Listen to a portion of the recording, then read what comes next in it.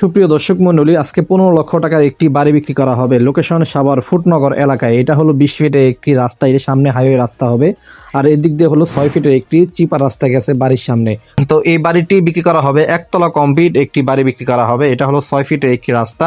তো আমি আপনাদের বাড়িটি দেখাচ্ছি। বাড়িটার ভিতর টোটাল এখন ভাড়া হচ্ছে 5,000 টাকা ভাড়া হচ্ছে। 2টি রুম, একটি টয়লেট এবং একটি রান্নাঘর রয়েছে বাড়িটিতে। এটি হলো একটি লার্কির ঘর বর্তমানে।